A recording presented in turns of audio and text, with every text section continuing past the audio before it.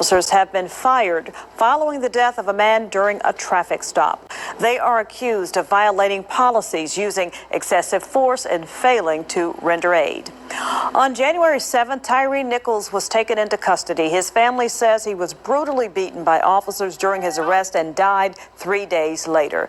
The news sparked protests at the National Civil Rights Museum on Martin Luther King Jr. holiday. Hello, I'm Stephanie Skurlock. Greg is off tonight. Those officers now face serious charges, and the police department and district attorney are promising to prosecute.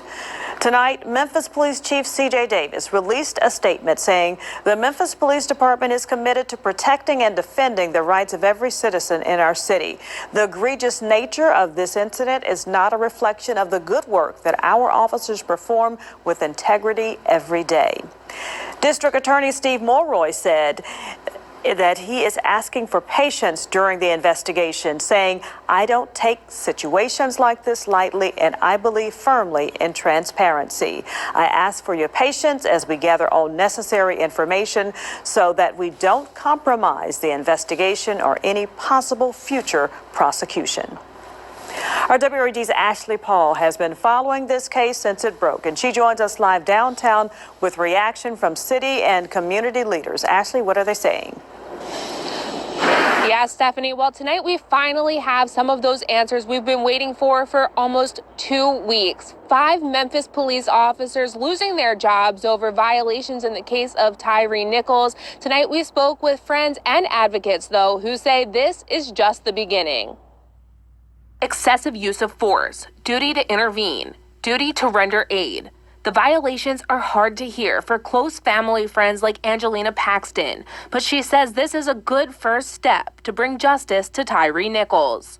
I was very happy to hear that these kinds of people will no longer be the men and women, but in this case, the men that are sworn to protect us. I was very happy to hear that they swiftly got rid of that problem. Paxton says the last 2 weeks have been difficult, but today's announcement just goes to show we need reform in law enforcement. This is a very valuable lesson in that it doesn't matter what color our officers are.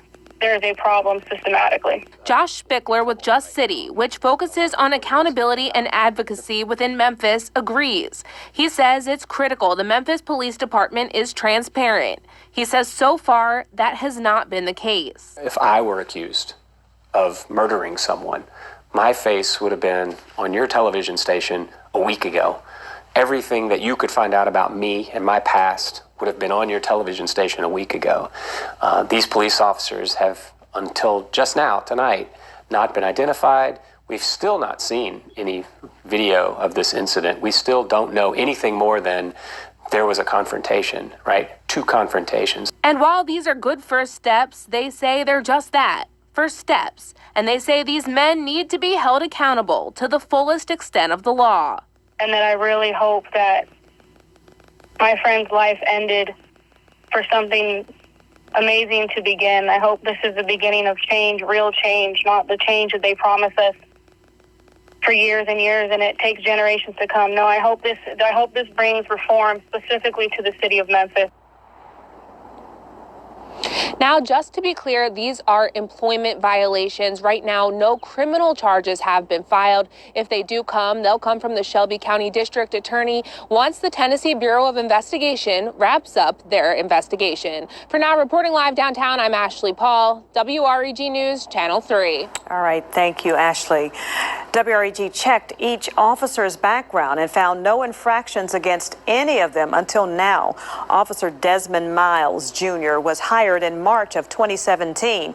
He's been on the force for a little less than 6 years.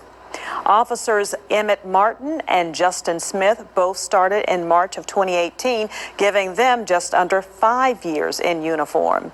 And officers Tadarius Bean and Demetrius Haley were hired August of 2020. That's about 2.5 years on the police force. Well, investigators have video of the arrest, but they say it will not be made public until the family of Tyre Nicols sees it first.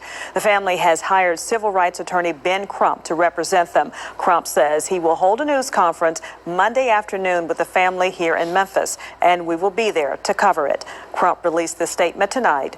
We join Tyre's family in supporting the department's decision to terminate the 5 officers who brutalized him. This is the first step towards achieving justice for Tyre and his family. You want to stay with News Channel 3 for continuing coverage.